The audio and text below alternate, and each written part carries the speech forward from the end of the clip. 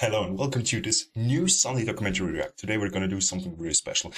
I've seen a video from Fight Commentary Breakdown. This is a channel that I personally love to watch because the man is commentating like traditional martial arts styles that go into combat sports and try to prove themselves if their styles have some sort of legitimacy or not. And he's commenting on those and he really gives us good footage. And I've seen a video, I think it's 2 years old already. The problem with Chinese martial arts, feat Qilala, and if you have never heard the name of Qilala, it's one of the, I would say, only dudes who is a Wingchun practitioner and gets into combat sports and successfully proves that Wingchun can be applied in a combat sport environment, but with some subtle changes. And as I understand it, the guys are talking about the problem with Chinese martial arts here and maybe how to address this. And I want to give you my 5 cents about it because I'm also a Chinese martial arts practitioner. I'm practicing Qing, which is a southern Chinese style as well. So we have Cholifat, Hungar, and Wingchun, like the 3 big ones, I would say. And without further ado, let's go into the video, I would say, and let's see what this is all about, right? Let's go. Hey guys, this is Fight Commentary Breakdown. I feel like Ma Baoguo and the Russian master are kind of related somehow. This was a Taiwanese program that aired about 2 weeks ago, and it features her favorite Wing Chun fighter Qilala. In addition, there's a lot of other great Taiwanese martial artists interviewed. So they start out, of course, using the Ma Baoguo event as a tentpole event to start this conversation about Chinese martial arts, where it's at, where it went wrong, etc. So let's watch this, let's translate it, and let's analyze it. 我想大多数在武术界的人认为说，实际上马保国根本不是一个武术世界，实际上它比较像是搞笑的综艺啊，什么搞笑，它比较像艺人啊。 It's very interesting how people reacted to the Ma Baoguo. I don't know if you can call it a scandal, but whatever. Before, when people like Layla got knocked out and stuff like that, I think there were more defenders of traditional Chinese martial arts. But it seems like every time a new traditional martial artist, fraud or whatever, gets knocked out, more and more people start making fun of traditional martial arts. So the tide of public perception is turning. I mean, I think the majority of people in China already knew Chinese martial arts was mostly a joke, but the vocal criticism has been turning, and more people are just like blatantly making fun of Chinese martial arts now. And I think that's what I started seeing when I was looking at Chinese reactions to Ma Baoguo getting knocked out, was that most people were making fun of Chinese martial arts. Most people were vocally making fun of these traditional masters. So, is this really a thing? Is this really a thing amongst Chinese people? Because, man, I thought the incidents a couple of years ago with, oh shit, I forgot his name. Oh no. You know who I'm talking to, the MMA fighter who challenged all the traditional fake masters, all the Tai Chi masters with Chi blasts and so on. Maybe the name comes later. If you know it, drop it down, man. Oh shit, why did I forget it? I thought the general population, or at least the government, didn't want the people to raise voices against traditional martial arts from China because, man, that's a part of the culture. And this is really something new for me now that I see, okay, the perception has changed, really. It actually has changed. And I don't know if it's something good or bad, but it's for sure a good thing for good martial arts habits, because when traditional martial arts then cannot prove themselves to really address the problems fighting in a chaotic circumstance, then they're eventually going to die out because, man, kickboxing, mixed martial arts, BJJ, all those things, they are coming, and they're also coming to China. There are events in China that you see that you can watch that are on the rise, not as much like here in the West, in Europe or in America, for example, but they're on the rise. And we're going to see what this turns out. And it's also, for me, a part that I also want to see, like also for me, it's going to be kickboxing, that I'm going to pick up kickboxing.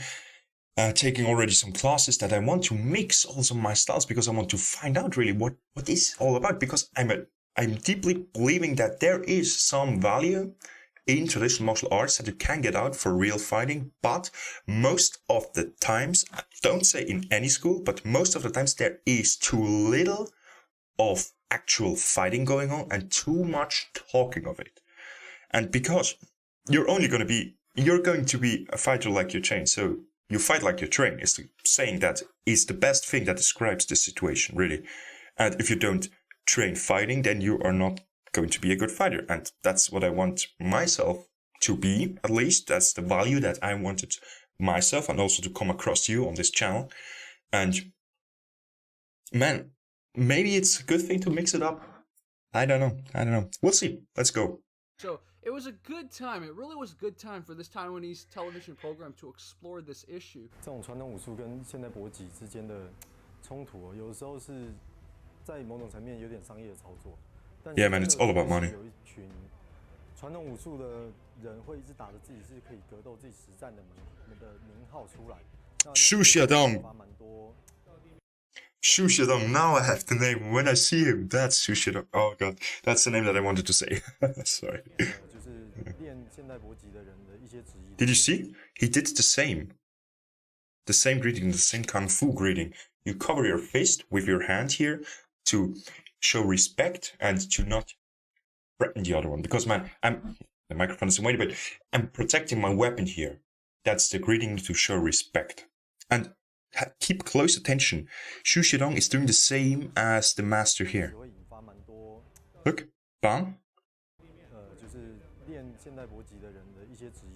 There were a lot of interviews that I'm skipping. Interesting detail. You guys can watch them on their original channel. But I wanted to feature this guy because this guy's a referee. He's a referee at some of the best events. You see him wearing a one championship. Love what he says. Oh man, fact, one. I think Andy Pye would agree with him. Andy Pye, the guy who brought one Bellator, the UFC, a lot of big this ones. Is kind of like watch this master get beat up or watch traditional martial arts challenge MMA.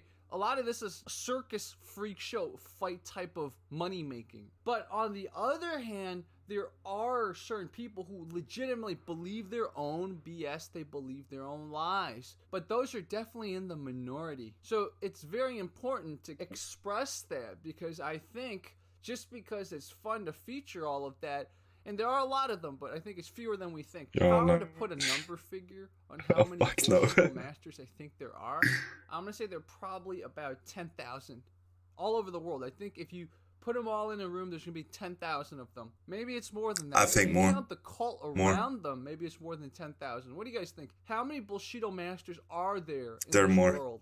Because, man, you also have to think about, for example, George Stillman, we are all always taking this figure out, right? We're always taking this figure out because he's one of the best known in the world of a bullshit or fake martial arts master. We know that. It has been debunked, proven on national TV, on National Geographic. Watch this documentary. It's really giving good insights. And man, it's not just the master. I mean, the people who follow the masters also become believers or are believers in the first place. And you also have to take into account those people. So I would probably say maybe there are, 10,000 masters, but the people beneath them, hundreds, thousands of students maybe under one single master. That's a huge community, a huge community that is missed out from good martial arts habits. What martial arts really should be about. It should be about fighting, about health, about also the mental aspect of it. All things are important, but it's not just talking about fighting. It's fighting itself. And that's what the people, most of the time in these fake martial arts, like following the fake martial arts masters, don't do. Because it's hard. It's hard to get kicked in the face or punched in the face, believe me.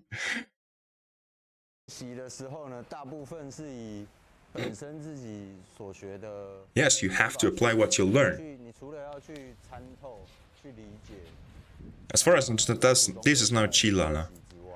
那好，这些东西你练上身了，可是你今天实际上遇到敌人，或者是今天你在路上遇到真正的困难的时候，对方会对你做出什么事，你根本就不知道。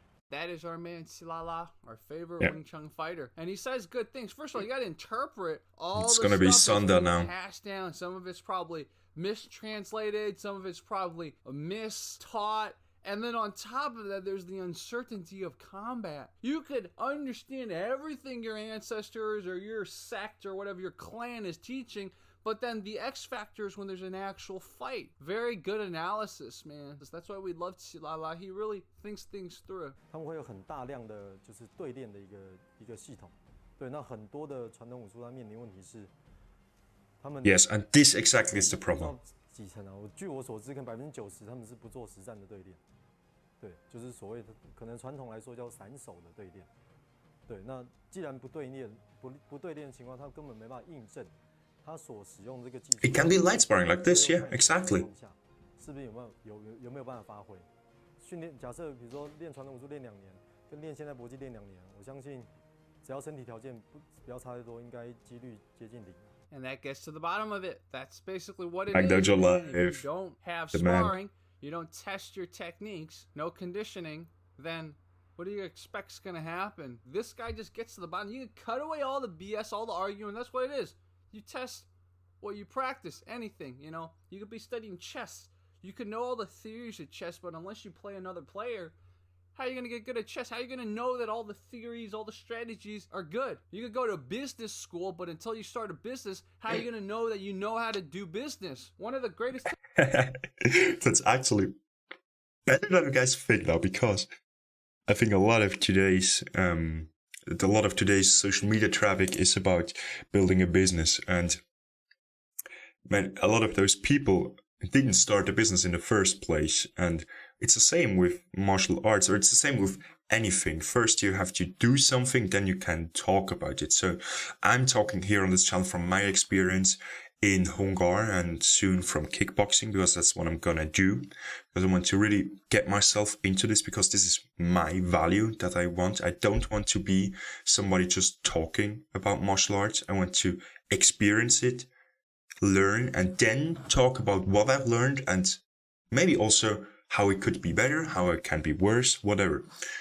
But really, first you have to do something, and then you can talk about it. And there's a lot of those business martial arts, and a lot of those business people on social media. Yeah, come on. They always tell you, I built a 6-figure business, blah, blah, blah, blah, blah, blah. Yeah, come on. It's okay. Takeaways from this little feature. 比方说，我今天突然做了一个突然在综合格斗场上做了一个挣脱或者是什么样的动作的时候，其实按照我们自己所学咏春的原理，我身体就是在发挥那一些结构跟一些杠杆，对，但是 Don't drop your hands, boy.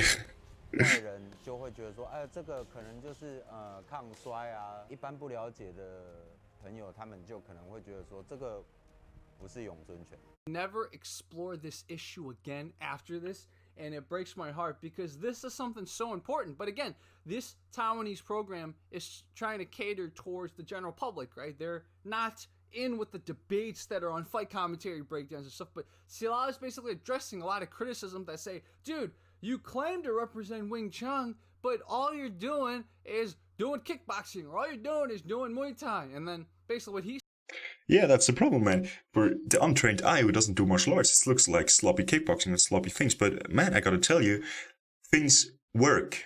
And what I mean by that is a jab works, a kick works. A kick was the same 100 years ago like it is nowadays. And that's why a lot of things look similar, because basic striking, basic kicking, basic ground fighting is the same, because it's body mechanics, the things that work.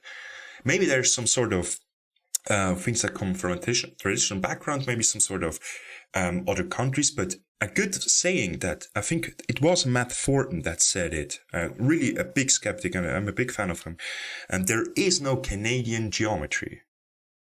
Let that sink in. Let that sink in for a second and think about it. What it means is there is no such thing as this works only from this country. Geometry works all across the globe. It's the same. Maybe there is something from a country that is special, that has some legitimacy or not, that has still to be proven, but the overall concept is the same. Geometry works. A triangle is a triangle in South America, like in China, the inner angles are always 180 degrees. That's the same. And the same is with striking and martial arts. Really, take this away. Let's go. He's saying is, well, those techniques, they exist in whatever art that's practical or combat tested. It's called something different. And then ultimately, and I think you saw here. That's so good. And then basically what he's saying is, well, those techniques, they exist Look at this. in whatever art that's practical or combat tested. It's called something different. And then ultimately, and I think most martial... Unless you're not doing Wingchun, you wouldn't have seen this. You wouldn't have seen or recognized this was Wingchun, actually.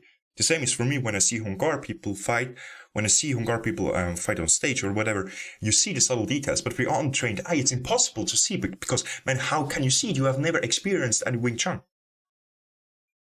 Martial artists that train for a while will know, ultimately, every martial art kind of looks the same if you're going to test it for certain things. So if you're going to fight in the ring, every martial art starts looking like kickboxing or looking like MMA, right? If you're going to fight on the street, every martial art starts looking something else. So I think that's what Qilala is trying to say. Ultimately, in his mind, Qilala is saying, I learned all of this from my traditional Chinese martial arts training. I didn't learn it from kickboxing.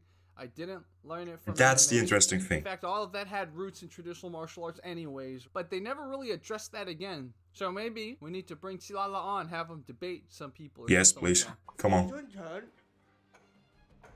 不是用来打架的。那么练功夫，所有功夫首先第一个条件，你应该是达到你健康为首要，是不是？等于你的军队保护你的国家是首要，不是去攻击人家。如果你是练功夫，目的是怎么打人，什么打人是最好的。你不要这么辛苦，你去买把刀就好了，200块，西瓜刀可以把人砍死。 Even though he doesn't say much that I think is significant, I think he does represent a specific mentality, which is, this is not a combat sport. Why are you treating it like a combat sport? If you're doing Tai Chi or you're doing Kung Fu, you're doing whatever, why are you trying to hold it up on the same standards as Muay Thai or whatever, Judo? I think a lot of martial arts would say something similar like that. Oh, if you just want to kill someone, learn to shoot a gun. Or if you want to hurt someone, learn to use a knife or something like that. I was kind of smack talking him a little. As much as his argument seems to make sense, I think if you're going to make this argument, then you can't call whatever a martial art. Remember that interview with the third generation Baoguo master that I translated on my channel back in the day? That's what the Baoguo man, we have to watch this. this. Look, if you're going to take out complete combat effectiveness or complete functionality out of it, and it's just about the movements or the floweriness or whatever, then it's just dance. So don't call it a martial art. So if you're going to call Wing Chun or whatever a martial art, then it better be able to actually help you fight off someone. Okay, maybe it might not be the best, but at least it's got to be able to help you in a self-defense situation. Right? That's the martial part. What does martial mean, right? 所以清朝初年有禁武令，民间是不可以学武术的。所以民间没有这样的条件之后，他往什么地方？太平的时候往修道、修身，好，然后这个是一个背景，加上小说的那个鼓吹。 人民就有一些幻想的一些东西，所以慢慢的武术就中国的传统武术就不往格斗的方面去走，不往擂台走，他往这个地方走，往儒释道、往修身养性那个地方去走。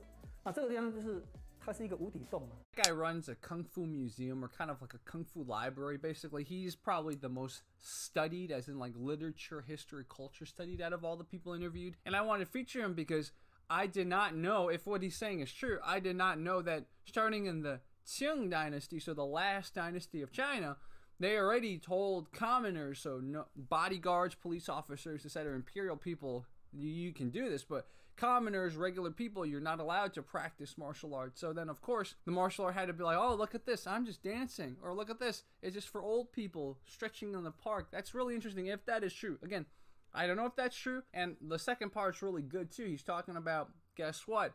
On top of all of this, all these novels made Chinese martial arts look so mystical. And it's not just novels, it's movies too. The Chinese martial artists are always beating up other martial arts and stuff like that. Yes. So it's like the training the functionality is getting worse and worse and worse, as in the conditioning, the sparring aspects of it is getting worse and worse and worse. And then the kind of overblown mysticism is getting more and more and more. That's only going to hold up so long until a Xu Xiaodong Lele type of incident. 它中间有包含很多所谓古代讲的养练合一，你既有养生，也有练到功，开发身体。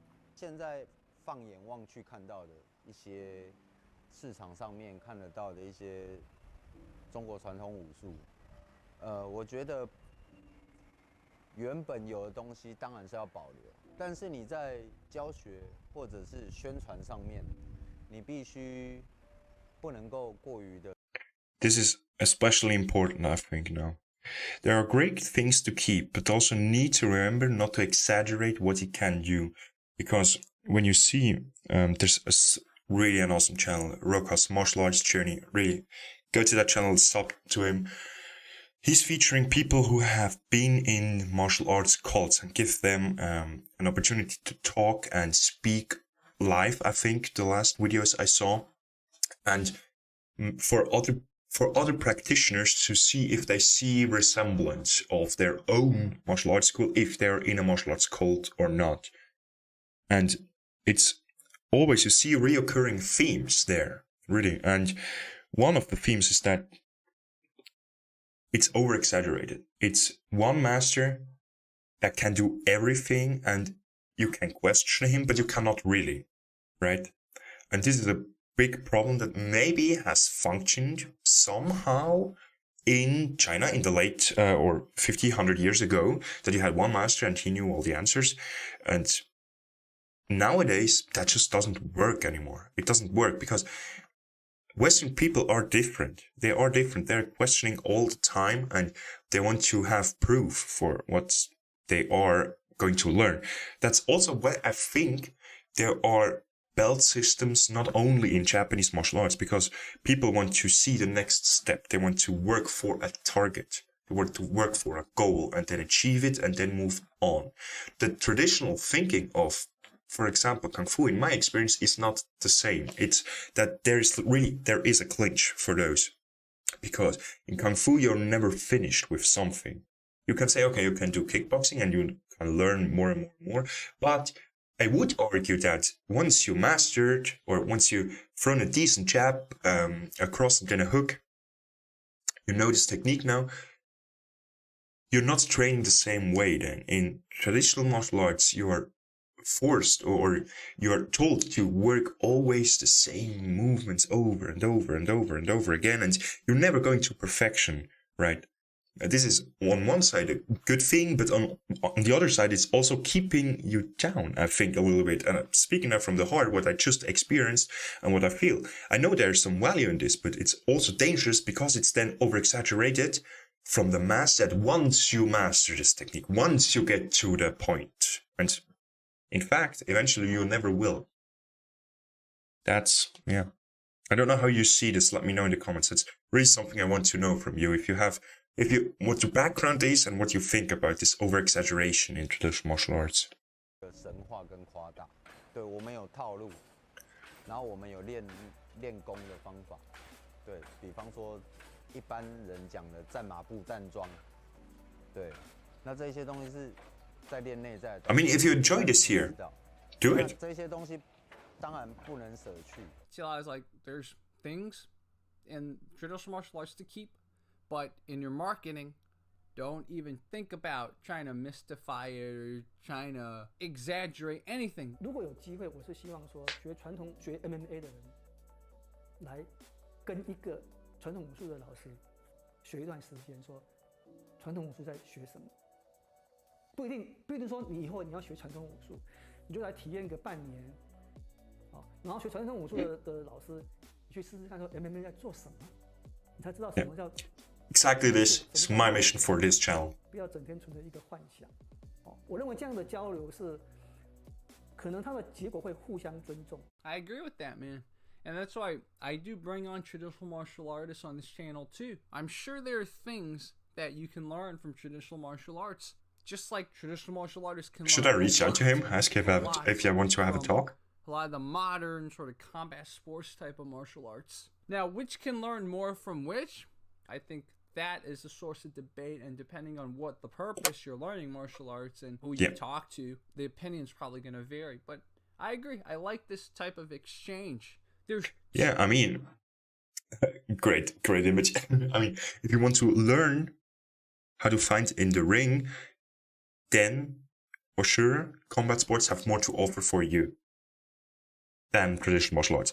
When you want to have health benefits, there's a guy in my Kwon, 60 years plus. He has been a rugby player for his whole half of life, maybe 20 years. So he's been a rugby player and he's very, very stiff. This is good for fighting, but it's now in his 60s, it's becoming a drawback. And to loosen up a little bit, maybe there, traditional martial arts can help a little bit more. So it's always, I'm not saying it's right or wrong, but always it's dependent on the purpose of why you are training a martial art. And if it's because you want to solve a deep problem inside yourself, low esteem, I don't know, you search for the mystical answer, then you're maybe right with George Tillman or Countdown Timo. I think it's that now. I don't know. Two types of mentalities that I think both are misguided. One type of mentality is everything old is bad. You look at history. Yeah, that's not true. A lot of old things that kind of got lost. Good things that kind of got lost. Technology too. Not just ways of thinking or whatever, but like technology. Some technologies that we still haven't been able to kind of replicate. So there's that. There's another mentality that, you know, there's all these. How were the pyramids built? Hidden, amazing old things, you know. We just need to find them. I think that's mistaken too. You got to find a balance. There's a reason why we're in modernity. We're in our current phase. It's because we're able to toss out a lot of the old stuff that doesn't work. So it's not good to put stuff from the old days, put stuff in the mountains from hundreds of years ago that seems to have a lineage or whatever. Put all of that up on a pedestal and not question it. So it's just about a middle ground. And in my opinion, a middle ground that probably puts a lot more favor towards the modern, but it doesn't completely throw away the traditional either. 要把事情越来越放在太阳底下，这样没有什么可以好藏的，这样是一个会让大家比较不会去误解传统武术的一个方法。 That's the perfect ending to our analysis. What Silala said. Look, stop claiming there's all this hidden knowledge. There's all this like stuff of mystery and mysticism that is waiting to come out. Just examine it, show it, see if it works. And if it doesn't work, get rid of it. Get rid of it and spend your time doing other things. That whole kind of like myth or whatever of like the master that trained for 100 years in the mountains who will be able to like fly and stuff like that. Does that stuff really exist? Does that stuff move the martial art forward at all? Test all this stuff, basically. That's what Silala is saying. Test all this stuff. That's what we like about Silala. Some of you criticize him because, again, you don't see much Wingchun in him, but when I look at him, I see him testing stuff. He's constantly testing new stuff. Look for stuff that could work anywhere. Doesn't have to be just in traditional martial arts. Test it all. So this was Fight Commentary Breakdowns. A lot of you asked me to translate part of this. So I probably translated more than you saw because Silala only put the segments of himself on the channel. I wanted to bring a little bit more. Of course, I think Silala says the best stuff, but some of the other people that I featured in this say a lot of good stuff too. So if you like more of these translations, I will bring them to you. If you haven't seen some of my other translations, some of them are funny, some of them are funny yes, please. Informational, some of them yes, please give us some more insights. This was Fight. Good picture. So as always, go to his channel as well, Fight Commentary Breakdown. It's going to be in the video description below. You find also there some other videos. And if you want to see the last episode of Sunday Documentary Reactions, then watch this video here. We see us in the next one. Now, go there. I'm still working on a catchphrase. I thought about punch hard and lift heavy. What do you think? Comment down if you have watched until now. I want to see if this is a good one. Yeah. Punch hard and kick. Punch hard and kick. Oh no. Punch hard and lift heavy. That's the theme. Okay. See you in the next one.